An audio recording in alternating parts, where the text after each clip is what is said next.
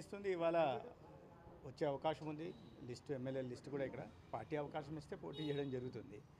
నేను ఇవాళ మా పార్టీ కొత్తగా నియమితులైన ఇన్ఛార్జీలుగా ఉంటున్న అరుణ్ సింగ్ గారిని, సిద్ధార్థ్ సింగ్ గారిని కలవడానికి రావడం జరిగింది.